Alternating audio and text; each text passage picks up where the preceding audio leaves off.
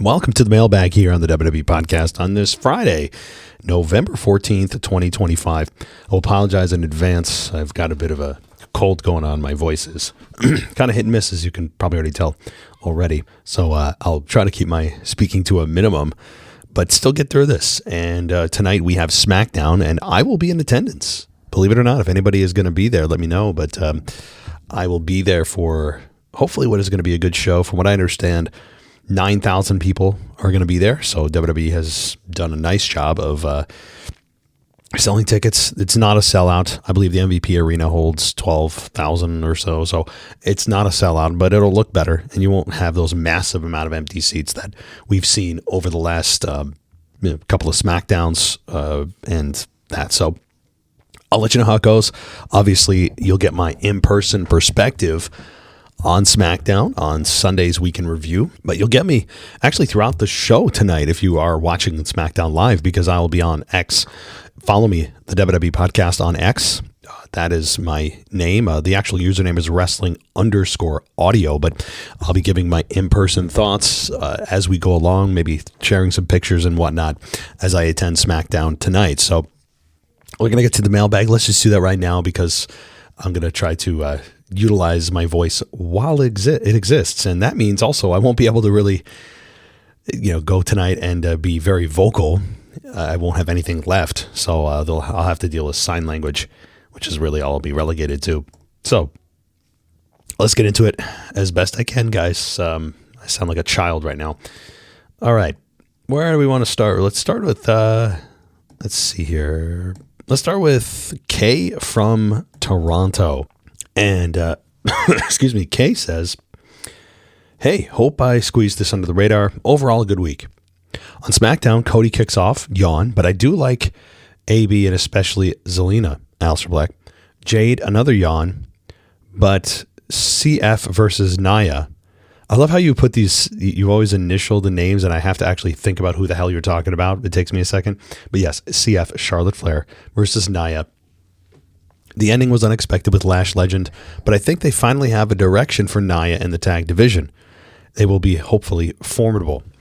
Next, very quick, but Chelsea Green is champ again. I like this, as she is the total package. The main event was good. The ending was better, as Drew was up to no good. The suspension angle works, but he can film his new movie. That's the one thing I'm a bit sad about. I'm not going to see Drew tonight because of the suspension, and it looks like that's going to hold because he's filming a movie, which sucks. So, all right. On Raw, the opening was great and went as predicted. Cena beats Dom to get the last piece of the Grand Slam puzzle. No surprise there. Now, what goes on moving forward? Does Cena lose the IC title, or will there be a tournament or something once he's gone? I would think it's a tournament, or it could be Battle Royal. I would think tournament of sorts, or it could be just qualifying matches for to get to a triple threat at a Survivor Series, or rather at the Royal Rumble or something like that. I mean, after Cena drops it, which again could be before December 13th, you could even have the new champion at December 13th if Cena's not going to defend his belt on December 13th. But either way, I mean, I am the only one screaming about this, that this is a silly decision for Cena. It does absolutely nothing for him. Nothing. It doesn't add his career in really any way. Just to be able to say he's Grand Slam champion, to me, doesn't do anything more than it did prior to him not being a Grand Slam champion. But I understand. I totally understand why people feel that way. All right, the Punk nonsense was simply a War Game setup. Why are they rehashing Nikki? Not needed. There are too many other options. I hate the Kabuki Warriors, as I find Asuka extremely annoying, but I have to admit they can wrestle. Don't like what seems to be a Charlotte Flair-Alexa split. Nia and Lash will be the next champs. Another War Games setup with Rhea and Io added. Good shows overall, and I did not like but Cess Lovey. I don't know what you're talking about. I have no idea what you're talking about, KK. Cest Lovey. Is that French for something? I don't know. Keep up the good work. I'm over my World Series disappointment. Yeah, that's a tough one. That's a tough one. No doubt about it. It's I already went over it last time, but to come within essentially an inning, or actually One hit to win a World Series is insane. So it's that commercial. I don't know if anyone remembers of that old guy holding $1. He's got a fishing pole on $1 and he's saying, "Oh, you almost had it." Like that's what I'm picturing for Toronto. Brutal. Okay. Let's go to another patron. Let's go to JM. And Jay says, when do you think we might see a Judgment Day turn on Dom? I'm thinking Survivor Series, no later than the Rumble. It's definitely coming soon. Well, I hope it's coming soon. Dominic Mysterio is in desperate need of a babyface turn, an official one. I thought we were on an official one because it kind of happened at WrestleMania and WWE said, no, hold on. And they backtracked and made him more of a heel again. And then he, shortly after that, went kind of on a babyface turn organically, and the WWE didn't seem to be too opposed to it. And then Rey Mysterio 2 weeks ago, and this past week, John Cena, and having him oppose both of those men, it's not going to help his run. So I hope you're right. There is a turn here, and we're waiting for Finn. Finn Balor and Dom have had tons of issues over the years, literally, and I don't know how they don't get to that and have Finn play the heel. I would agree. I would say before the calendar year is over, he'll be on an official babyface run. Okay, I don't know if you've talked about this before, but who is this green smiley shirt guy that always is in the front row of every PLE? Even if he is rich or gets free tickets, I can't even imagine spending all that money on airfare and hotels. I'm jealous. Thanks and have a good one. Yeah, he's very well known. I don't know his name. I'm sure you can Google it. He's there all the time. Green shirt guy. There was like a red hat guy. There's the mainstay fans that seemingly have endless amounts of money or just don't care about going into endless amounts of debt. Either one. They just seem to be there every time. And I have to say, I wouldn't want that. There is a certain comfort in being at home. I wouldn't want the travel and the headaches, even if my bill was foot. Now, if my bill was footed and WWE paid for all of it, yeah, I'd probably go to a lot more, but I still wouldn't want to go to every one. There's something to be said for wanting to be at home and be with your family or just be by yourself and in the comfort of your home, laying in your bed, laying on your couch, laying in your chair, whatever you want to do to watch the event. There's something to be said for that. That you can't capture when being live. Now, being live certainly has its benefits. It can be addicting, right? You're with the other fans, but being with other fans sometimes is a downer. I mean, I've been to some wrestling events that have with the fans around me that are just like, total trash, just garbage people. Even here in Albany, in my last event actually happened too. I mean, just total trash, like the filth of Albany around me. And so I certainly don't want to deal with that every time. And the hassle of parking and the hassle of getting there and, you got to pay for your food. And you're right. I mean, again, so yeah. All righty. Thank you, buddy. And let's go to, of course, DJ. And let's see. He says, my MacBook's hard drive almost crashed, but thankfully after restarting my computer 3 times, it's fully functioning. Well, you have a 13-inch MacBook since 2016. Oh, my goodness. Wow, you're hanging on to it, man. You are squeezing every drop of its value out of it. Good for you. See, I'm a fool, and I have this problem where I have to have like the latest gadgets. So that's a big part of my budget, unfortunately. Good thing they're write-offs for the show, but when I do taxes. But that said, yeah, good for you. I mean, that means you haven't even gotten into the M1, M2, M3, M4, M5 series of MacBook Pros or just regular MacBooks. Even the MacBook Airs have the M1 series. I mean, you go from Intel MacBooks to Silicon, your mind's going to be blown, my friend. Even if you only have like $400 or $500, you can buy an M1 or M2 used, and it's going to blow your mind. I'm telling you, you got to get off that thing. You got to get off it and try the Apple Silicon. Maybe I'll get sponsored by Apple. Okay. Just a few quick thoughts. I can't believe it's been 20 years since Eddie Guerrero's passing. I remember vividly watching the November 13th episode of Monday Night Raw from my friend's TV since I didn't have cable back then. I couldn't stop crying. I was really sad for several weeks in 2005. It felt like losing a close friend, even though I never met him. Viva la raza. Long live Eddie Guerrero. DJ, thank you for bringing that up. I can't believe it's been 20 years either. 20 years ago yesterday.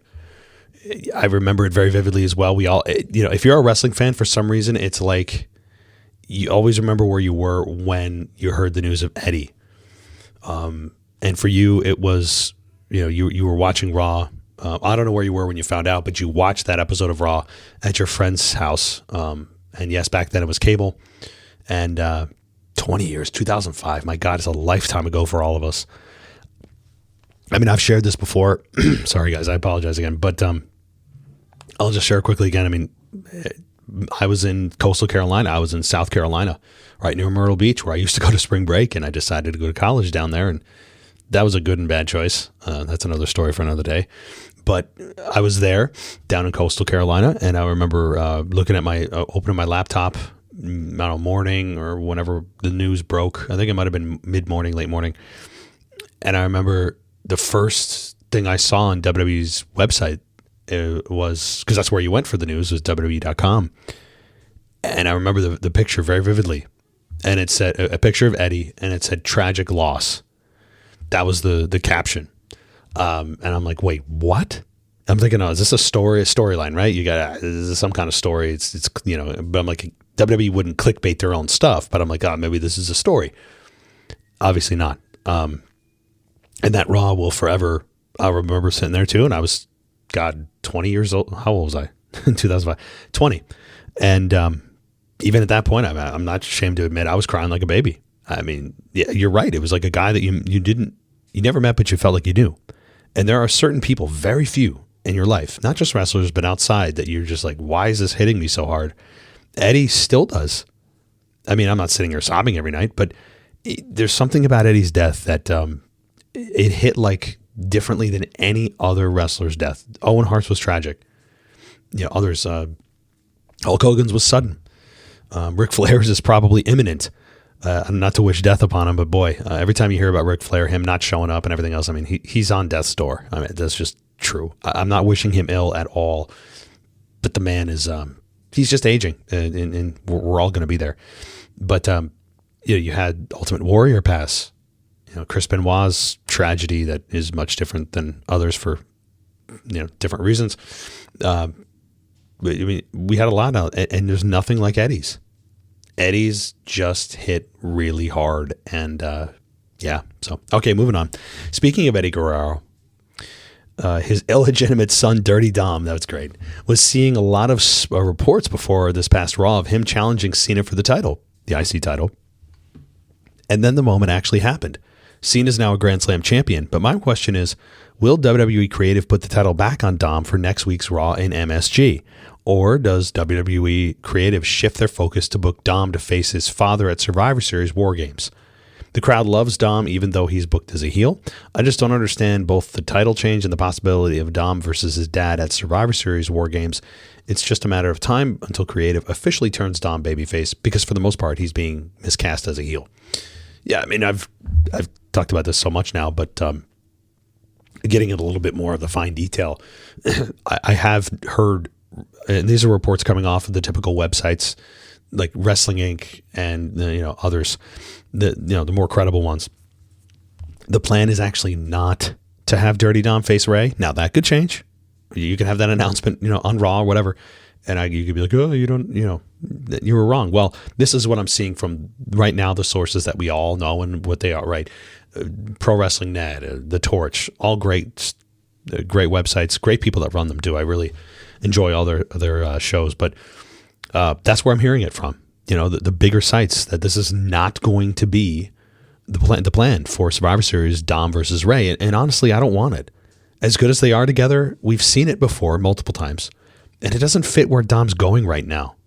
It fit him perfectly and jump-started him to a legendary, dare I say, iconic heel run, where he got the most heat I've seen off of anybody maybe ever. And it catapulted him now to where he is, which is on the precipice of a big babyface run. So I think if you have Dom versus Ray, you're pushing against the tide here. I don't see a need to do it. I could be totally wrong, but I'm against it completely. Just move along with Dom as a babyface. and he could recapture the belt. But I think Cena's last opponent is not going to be Dom. I don't know who it's going to be. On Raw anyway. On Raw, his final televised appearance. I don't know who it's going to be. Again, if it's Dom, it's Dom. But you're thinking bigger. Not quite Edge, not quite other names we've heard, but I think it could be somebody that he hasn't faced before. That's a big newer star. So that's my thinking.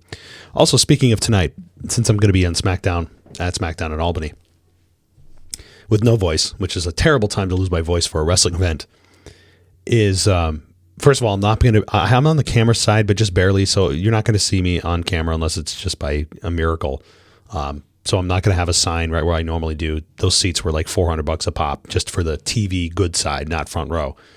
So no, but more importantly, my guess is that the opponent for LA Knight, as much as I would love Edge, probably not. I'm thinking Chris Jericho is the opponent for LA Knight. That would be my most realistic guess. Again, if it's Edge, I'm going to lose it. I will find a way to have a voice if that happens. But I'm hoping it's Chris Jericho. If it is, then it's still a cool moment. So, I mean, they've built this up to the point where, they have to deliver big. It can't be an NXT startup. It can't be a repeat. It's got to be somebody new that he hasn't faced before. It just concerns me that since LA Knight's a babyface, you're going to have a babyface versus babyface, and then fans are going to be forced to choose between Knight and the babyface, and then they might start to, go against Knight a little bit on that one. But all right, number 3 here. Where are we? Number three. Okay, bizarre things I find strange. Julia drops the U.S. title to Chelsea Green. The Kabuki Warriors are new tag team champions, and Nikki Bella turns heel. Since her main roster debut, Julia has not gotten any opportunity to speak on the mic, and there hasn't been a thought-out backstory. No offense to the new two-time U.S. champ in Chelsea Green, but to me, Julia's main roster appearance has not been good, unlike her NXT run where she became the NXT Women's Champion at the beginning of this year at NXT's New Year's Evil. There needs to be some additional work on her character because creative flat out dropped the ball on her main roster appearances. I really hope that Alexa and Charlotte somehow get an opportunity to retain the tag titles. And please, I don't want to see this tag team break up. They've worked really well together, and Charlotte is getting more likable by the fans. And lastly, Nikki Bella, at this point, I really don't care about this, but I just find it strange she turned heel. Oh, and that's right. There's War Games. DJ Kuzmo signing off. Okay, well, first of all, I would agree with the Julia thing. I mean, most people, if the casual fan, would probably look at Julia and be like, I don't know anything about her. Like, she's fundamentally sound in the ring, but I know nothing. Not a good formula for emotional connection with anybody. So yeah, I would totally agree with that. I mean, you can make that argument for a lot of women on the roster. A lot. None more apparent than Jade for me. Or we don't know who the hell she is. We still, to some degree, don't know who Jade Cargill is 2 years later. She has yet to cut a very good promo. One that really grabs you and tells you who she is. We still haven't had one. Okay, last week she said, I'm that bitch. Okay, big deal. Like, I mean, that good line, forceful, but doesn't tell me who you are. Other than, okay, you're a bitch. Okay. Got it. We know that. But, like, what's your drive? What's your motivation? Give us some layers. And right now for Jade, it's all about just still her look mostly. But I agree, Charlotte and Alexa, I don't want them breaking up either. Nikki Bella, you guys know how I feel about her. I mean, she's just, to me, a very just off-putting human being. Off-putting, and that's being nice. Let me just, if I may divulge, since you brought up Nikki Bella, this is what she recently said on the Nikki and Bree show. I think it's her podcast. She talks about the hate against her, how it's, quote, so gross. She says, quote, and I'm going to verbatim say this. It's really nice because I feel like more people who have credibility are really starting to speak up for me because I know for so long, like, people are like, I don't want the trolls to come at me online. So people just never really did. But I think people now are kind of like, the hate is so gross. Like, even some of the chants that I got last night on Raw, referring to the one in Boston about John Cena left you or something, like, it's the same. But it's nice for these people with credibility that are speaking up, because I think at the end of the day, they all know how much I love this business, how much passion I have for wrestling. They know the work that I put in. It's not like I come on here and always say, oh, when I had 2 days free where I didn't have my son, I flew to Orlando just to get in the ring for 5 hours to fly straight back. You know, I don't talk about all that stuff all the time, but the people that know and like truly love this business, and I want to give it my all. And I really love what Big E said, because I don't need to just sit around and always put people over. I know what I can do now. I know what my worth is, and you're going to start hearing it a lot more. Well, okay, first of all, excuse me. And I put this out on X. Some people are they had no rebuttal other than, oh, shut up. Look, I counted. She said like 8 times. And I'm sorry, there is some kind of direct correlation between the amount of times you say the word like and your actual IQ. Nikki Bella said it 8 times in that 2-paragraph response. People, like some people, and you know these people in your life, where they just can't help themselves but add the word like, as it's some kind of compulsory reaction to speaking. They must add it every few words. And Nikki Bella, I mean, she's so off-putting. And to say that we're going to start hearing how much she's worth. Yes, that's just what we need to hear, Nikki. We need to know how much you're worth. Please tell us. Please tell us. Please tell us how much we need to respect you. There's nothing like a more effective way. There's no more effective way, actually, to get respect from people than telling people they should respect you. I mean, that is a surefire way to make sure that people respect you, rather than commanding respect. Big difference there. And I think the fans are going to say what they want to say. I'm not all for them being able to say vulgar, horrific things like, threatening violence or saying super disgusting stuff. Right? I mean, to me, there's a limit of what's like morally okay. Obviously, there are legal parameters. You can't threaten people's lives or threaten violence or death. Duh. But even from the moral perspective, if we're going down a level, I don't believe you should be able to, or I don't think it's, good for your soul to be able to say those things and not feel anything. But if it's just typical criticism and fans chanting stuff that's true, like Cena left you, okay, she might have broken up with him, whatever. It's a public relationship. You guys went public. You also voluntarily entered into this business, which means inherently you take the good with the bad. You know the upside. You know the good that comes with it, the fame, the money, right? You get to do what you love. But when you voluntarily enter into this line of business, just like any professional athlete, just like anybody in the public eye, you open yourself up to criticism that comes with the territory. You may not like it. It may hurt your tummy. Some fans may go overboard with it, but it's part of it. And suddenly she's, not everybody likes me. People are chanting things and saying mean things that make my tummy hurt. She cannot be a more fragile, weak, unlikable personality. I mean, she is just horrific.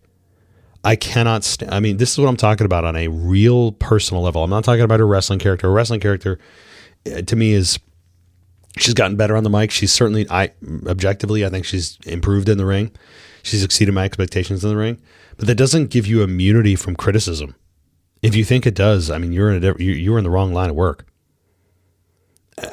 Everything about her is off-putting, from her stripper moves to her backwards hat to her, her incessant need to respond to her critics. And not only that, but that, as if we shouldn't even be saying these things. We should only be admiring her. I mean, you've seen this throughout the years too. I mean, not just Nikki. Nikki's not the first one to the game on this one about being angry with fans. I mean, even Triple H is clapping back at the internet. But guys, this is the life you chose.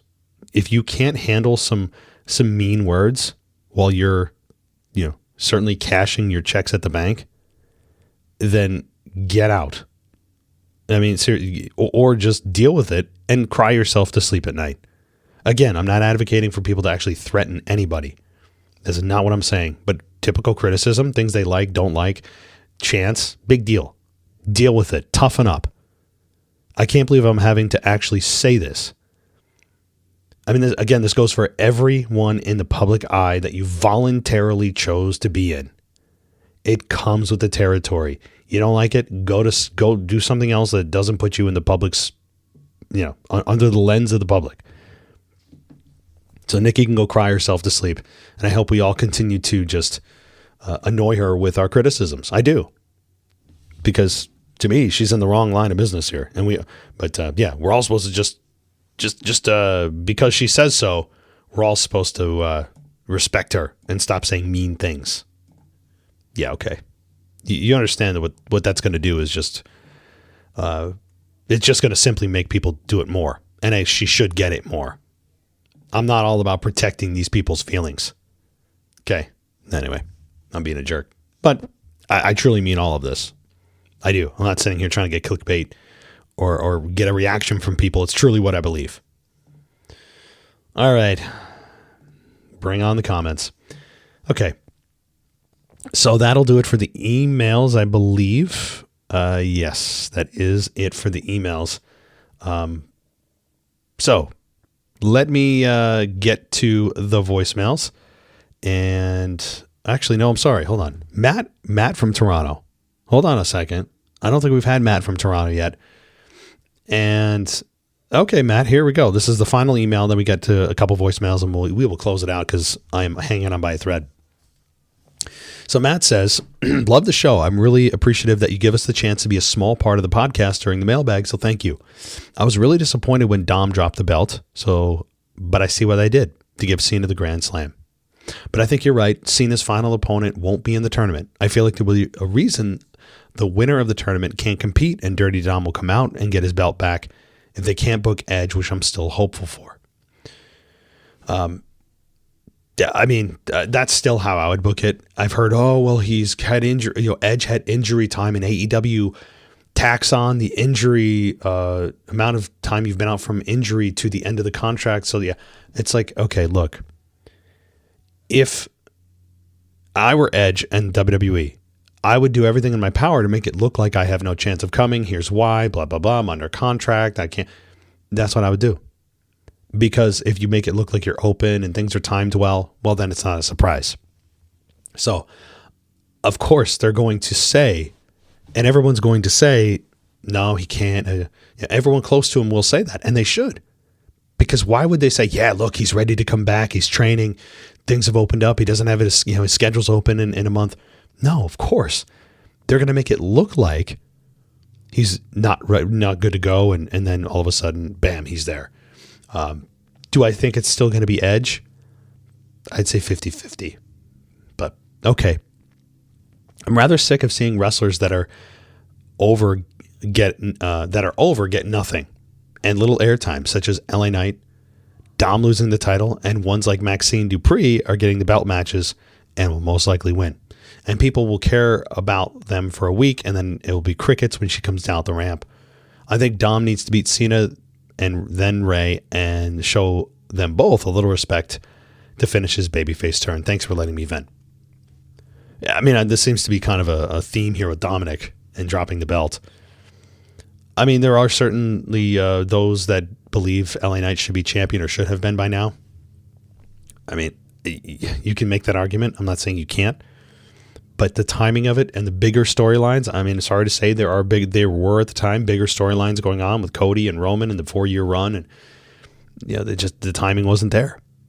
But then they brought the world title in, and then they wanted to make Seth the first world champion. And then LA Knight gets over, and then he's on SmackDown, so he can't compete on Raw. And he just never has seemingly been able to align the stars to have him be the timing, the right time at the right place. And that said, when you listen to his reaction, yeah, it feels like he should be champion. But you bring up something that's interesting, because when Maxine wins, and I think she will, I think we all expect her to win the IC title. And this is a phenomenon that could happen to anybody and has happened. Sometimes the chase is more fun than the mountaintop, than the summit, because once they win that belt, it's like, oh, wow, cool. And then it's like, where do you go from here? They've already achieved it. The chase is over.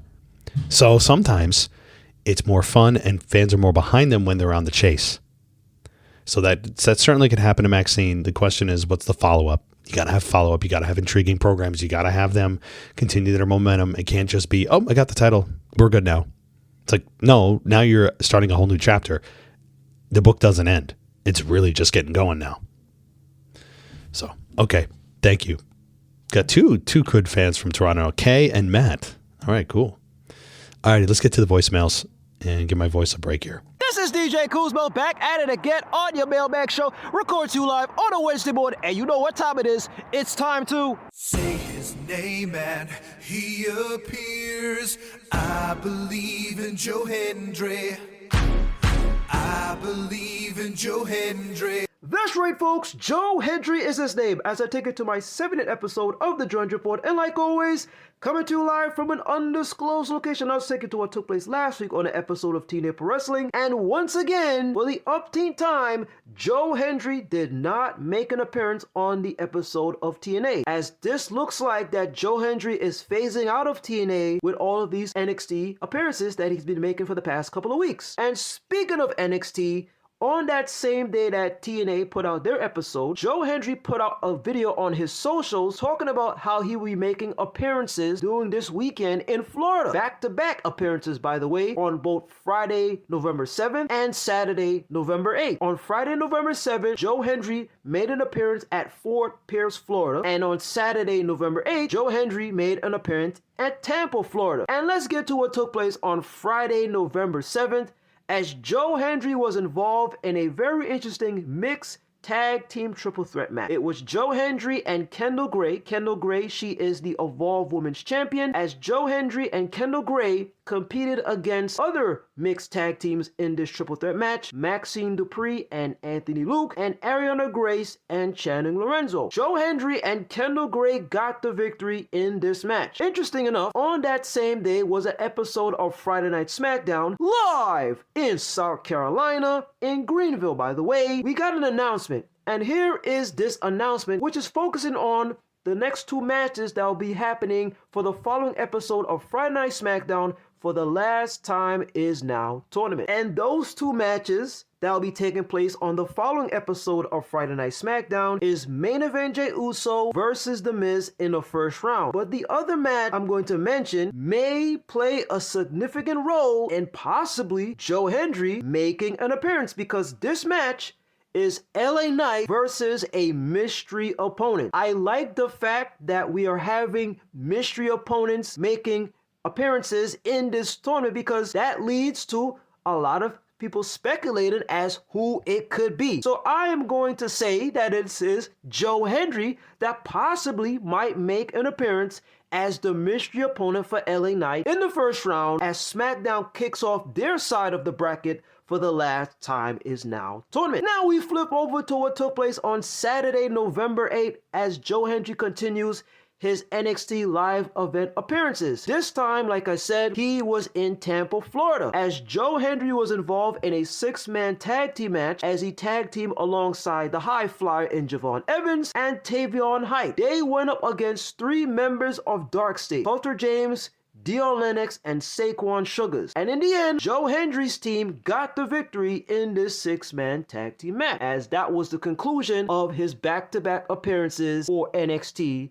over the weekend. But now we fast forward to what took place this past Monday Night Raw in Boston. Yes, we did see John Cena become a Grand Slam champion, but we did get 2 matches that have been announced for the next episode of Monday Night Raw from Madison Square Garden, November 17th. And here are these very interesting 2 matches. The first one is Javon Evans versus a returning Gunther. And then we have another situation where Joe Hendry might be a mystery opponent, and that is Solo Sikoa versus a mystery opponent. Who could that mystery opponent be? I believe that it could be Joe Hendry. So Joe Hendry might be the mystery opponent for LA Knight for SmackDown, and possibly he might be the mystery opponent for Solo Sikoa for the next episode of Monday Night Raw. Whatever the case may be, always remember this, folks. If you continue to say his name,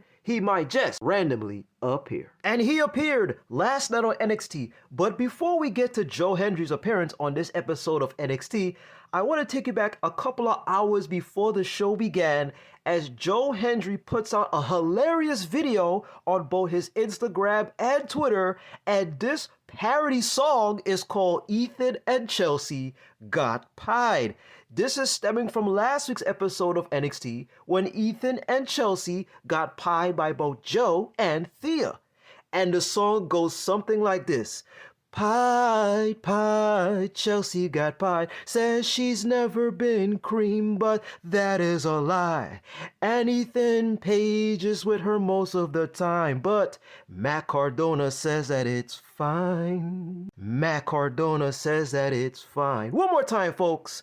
Pied, pied, Chelsea got pied. Says she's never been cream, but that is a lie. And Ethan Page is with her most of the time, but Matt Cardona says that it's fine. Matt Cardona says that it's fine. One of the best parody songs right now in recent memory from Joe Hendry, and he puts out this song. It's about 2 minutes. You could catch it on YouTube. It's both a video and a song, and we see Joe Hendry in this video as he's strumming his guitar, recapping the events that took place in the main event when both Ethan Page and Chelsea Green got pied. He also mentions about Matt Cardona, as apparently Joe Hendry had a Matt Cardona face mask on his face as he was imitating Matt Cardona, who is Chelsea Green's husband. Because Matt Cardona loves to play with his toys, no pun intended, we see Joe Hendry imitating Matt Cardona as he's playing with action figures. One of the action figures look like Thea Hale, and the other action figure is a old Joe Hendry action figure when Joe Hendry had brown hair. Because Joe Hendry was not always a blonde. And like I said, this song is so hilarious every time you get a chance to rewatch it and rewatch it and rewatch it. It's about 2 minutes. You can watch the full video on YouTube. And it seems like Matt Cardona, Chelsea Green's husband, is playing along with this parody video and song, because it looks like the actual t-shirt, which says I love toys, is now available on ProWrestlingTees.com. That's right, folks. Matt Cardona's I love toys t-shirt is available. So get it while supplies last, because this right now, Joe Hendry, Thea Hale, Matt Cardona, Chelsea Green, Ethan Page, this whole situation here is absolutely hilarious. And remember, the name of the song is called Ethan and Chelsea Got Pied. Now let me take you to a quick backstage segment of Thea Hale and Joe Hendry. Thea Hale is seen backstage looking for Joe Hendry, and of course, she says his name and he appears. All she had to do was turn left as Joe Hendry appeared to her left side. We then see Joe thanking Thea by saying, "The energy you brought when you popped out the cake and pied them both in the face, that inspired me." Joe goes on to say, "I want to let you know that I couldn't have asked for a better tag team partner going into NXT Gold Rush." Thea says, "Hell yeah!" Then declares that she and Joe will become new AAA Mixed Tag Team Champions at NXT Gold Rush.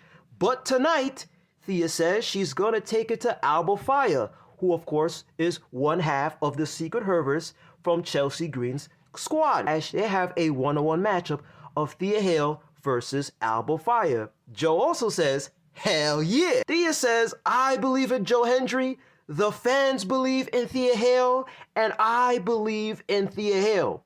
Thea concludes, "Let's go," as Joe Hendry says, "Hell yeah." And this leads right into the matchup, the one-on-one matchup of Alba Fire, one half of the Secret Herbers, versus Thea Hale. And speaking of that matchup, let's get to this matchup of Thea Hale versus Alba Fire. This match lasted 9 minutes and 50 seconds, as we see Joe Hendry at ringside supporting Thea Hale, and Ethan Page and Chelsea Green supporting Alba Fire. But as we fast forward to the tail end of the match, after when we saw Thea Hale deliver a Michinoku driver to Alba Fire, she quickly goes for the cover, but Alba Fire kicks out at 2. Thea can't believe it. She can't believe that Alba Fire kicked out at 2. Then we see Thea going to the top turnbuckle, but Chelsea Green is seen at the ringside apron planning to attack Thea as she distracts her. Then Thea goes for a splash but misses Alba. Then she goes for a Kimura lock on Alba Fire, but Ethan Page now appears at the ringside to distract the ref and Thea Hale. Joe Hendry comes to attack Ethan, sending Ethan crashing into the ringside pole and the ringside step. Joe does his famous spin and a smile, and then we see a very interesting sequence. After when he does his famous spin and smile, he ducks out the way of an incoming Chelsea Green as she accidentally smacks Ethan Page in the face. Man, what a great transition right there. Thea Hale then delivers a suicide dive to Chelsea. Thea quickly gets back into the ring. Alba Fire delivers a super kick to Thea. Alba Fire goes for the cover, but Thea kicks out at 2. Alba Fire then sets up her finisher, the KLR bomb, to Thea, but Thea counters out of it and quickly goes for a cover on Alba Fire, and 1, 2, 3. Thea Hale gets the victory over Alba Fire as now the momentum is continuing into NXT Gold Rush. But will that be a possibility of Joe Hendry and Thea Hale becoming the new AAA Mixed Tag Team Champions for Gold Rush next week on November 18th? There's a slight possibility that this might happen. And speaking of NXT Gold Rush, if you have been living under a rock, I'm just going to let you know to remind you once again that I will be there next week Tuesday for NXT Gold Rush live at the theater at Madison Square Garden in New York City. This is a 2-week, 2-night event. Of course, Tuesday, November 18th, it will be live, and then there will be Tuesday, November 25th. And like I mentioned last week on the Joe Hendry Report, since WWE always does their taping prior to Thanksgiving, I will be seeing 2 episodes of NXT, and I just want to quickly get to some predictions, just quick predictions on 3 matches that I'm going to be focused on for this coming Tuesday in New York City. And those 3 matches goes as follows. Since we have week 1 night 1 and week 2 night 2, the 2 matches that I'm going to be focusing on for week 1 night 1 is the AAA Mixed Tag Team titles of Joe Hendry and Thea Hale versus Ethan Page and Chelsea Green. I predict that we're going to have new AAA Mixed Tag Team Champions in Joe Hendry and Thea Hale. We believe. The second match that I'm going to be focusing on for NXT Gold Rush will be happening on week 1 night 1, and that is for the NXT Tag Team titles of Javon Evans of NXT alongside his tag team partner, Mr. Leon Slater of TNA, who is the current TNA X Division champion. They will be going up against Dark State, both Dion Lennox and Osiris Griffin. I predict that Dark State will retain the NXT Tag Team Championships. Now we flip over to week 2, night 2, which will be a tape delay. And that third and final match that I'll be focusing on is for the TNA Knockouts Championship, and that is a triple threat of Kalani Jordan, who is currently the NXT star that has the TNA Knockouts Championship. She'll be taking on Li Ying Lee, formerly known as Xia Li, and of course, the former TNA Knockouts champion, who is currently now in NXT, Mrs. Jordan Grace. I predict that Kalani Jordan will retain the TNA Knockouts Championship. And those are the 3 matches that I'm going to be focusing on for NXT Gold Rush. They'll be happening on both November 18th and November 25th, live from the theater at Madison Square Garden. And like I said a couple of times, I will be seeing both of these episodes back to back. 1 ticket for 2 shows. Absolutely amazing. I can't wait to see Joe Hendry and Thea Hale become the new AAA Mixed Tag Team Champion. And before I go, let me sing one more time the chorus of Ethan and Chelsea Got Pied, a Joe Hendry parody song. Pied, pied, Chelsea got pied, says she's never been cream, but that is a lie. And Ethan Page is with her most of the time, but Matt Cardona says that it's fine. Matt Cardona says that it's fine. And always remember this, folks. If you continue to say their name in Joe Hendry and Thea Hale, they might just randomly appear. But hold on, wait a minute, we got some breaking news. As of late last night on November 13th, Thursday, November 13th, Joe Hendry has officially signed with WWE. Oh my goodness, this is amazing. I have been waiting for this moment for the past couple of years, and now it is official. Joe Hendry is in WWE. Much of my thoughts and reactions on the next episode of the Joe Hendry Report. Plus, we have some interesting developments that took place in TNA, as we have apparently a new TNA World Champion. So Joe Hendry signing to WWE, and we got some interesting developments in TNA with a new world champion, and I'll mention that on the next episode of the Joe Hendry Report. Now back to the outro. Always remember to believe, say his name, always remember the words that Joe Hendry says, anytime, any place, at any show, and most importantly, always remember to do this. Wave your hands from side to side and say, oh, I believe in Joe Hendry. Joe Hendry is so prestigious. Once again, this is your guy, DJ Kuzmo. Have a blessed week. Be kind to one another. Stay safe, my friends. Believe and peace. DJ, thank you, buddy. Thank you, buddy, for that. The recap and the introspection into what's going on in Joe Hendry and the other promotions. And hey, I'm glad you brought up at the beginning about Joe Hendry. I mean, he has certainly been at the forefront of people's predictions for tonight of LA Knight's mystery opponent. That is, I think, more likely than even Chris Jericho. So here you go. If I'm going to rank the top possibilities, Joe Hendry, Chris Jericho, then Edge, in that particular order of likelihood.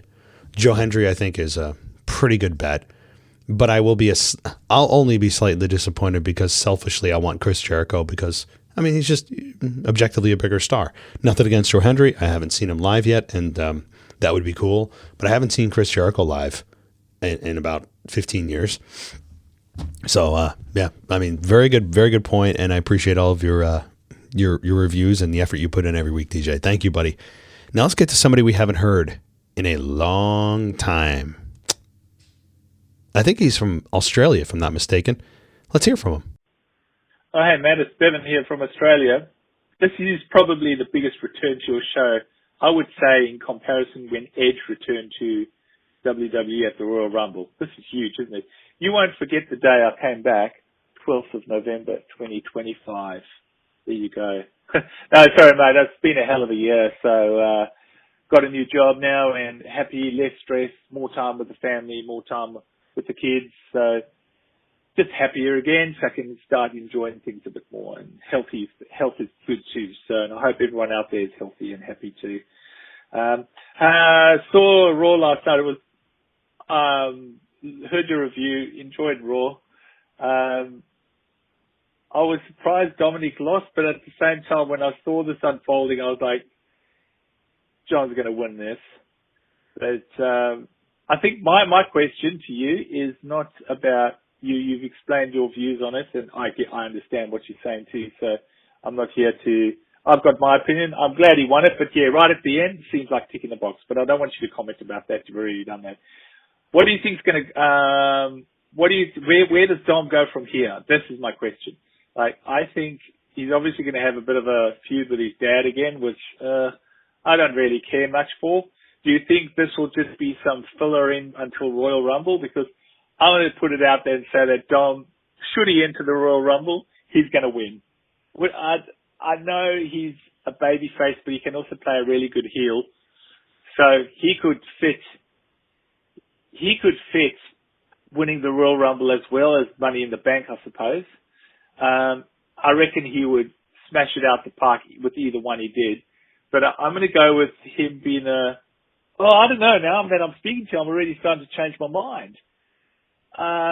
He would be obnoxiously funny with the briefcase, but that's a long way away still. So would he go into the Royal Rumble and win? I don't know if he's good at chasing the championship, you know. So yeah, I've basically changed my mind. I thought maybe he would be, in my opinion, a good shot at winning the Royal Rumble. But I don't know. I think he's more of a Money in the Bank briefcase guy. But I'd love to know your opinions and thoughts on where do you think he goes from here, and maybe an early Royal Rumble pick. How about that? All right, mate. Take care. See ya. Bye.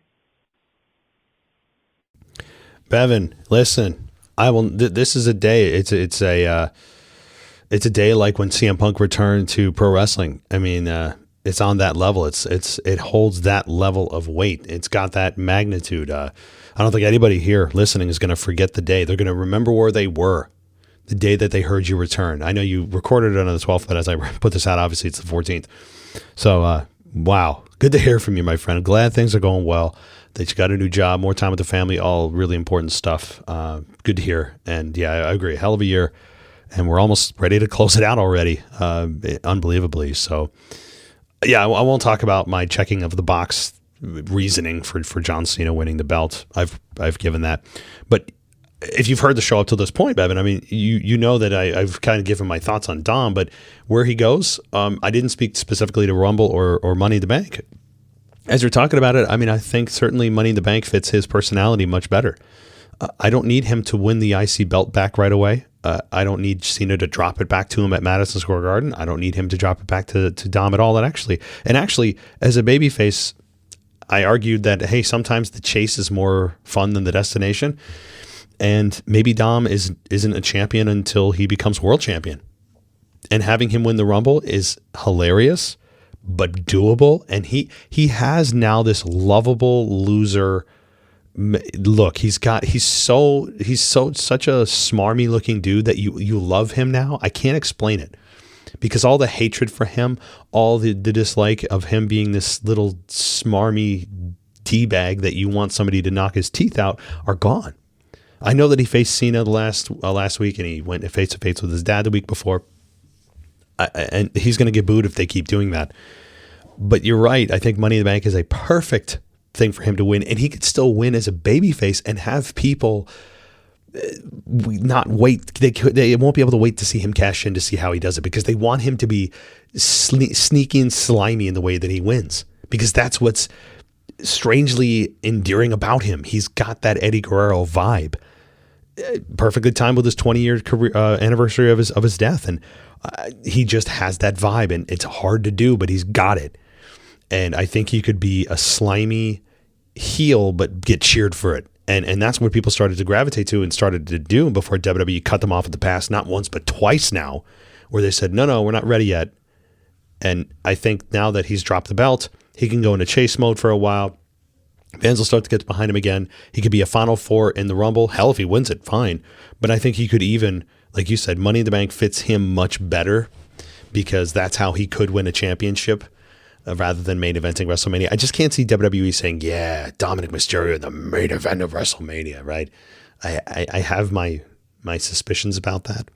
But we'll see. I mean, it's going to be up to the crowd, too, how the crowd continues to react to him. So, I will thank you, Bevan. Thank you, everybody, as my voice is at the end here. I will keep you updated tonight on SmackDown. I'll be there live, so check my Twitter account at wrestling_audio, or just search the WWE podcast. I'm the one that's verified. I got the blue check. So check me out there if you want to see my reaction to what's going on and give you pictures and all the rest of it. So thank you, everybody. I do appreciate your emails, your voicemails. Good to hear Bevan back. Good to hear from you, the regulars, DJ, a new emailer, Matt from Toronto, Kay from Toronto. Thank you, everybody. And I'll be back on Sunday with your in-person review about SmackDown and, of course, the rest of the week. So thanks, everybody. Talk soon. Thanks for listening to the WWE Podcast. Don't forget to subscribe on your favorite podcast app so you don't miss a show, or head to WWEpodcast.com. And for all of these shows ad-free, head over to patreon.com/WWE Podcast. Until then, we'll see you next time.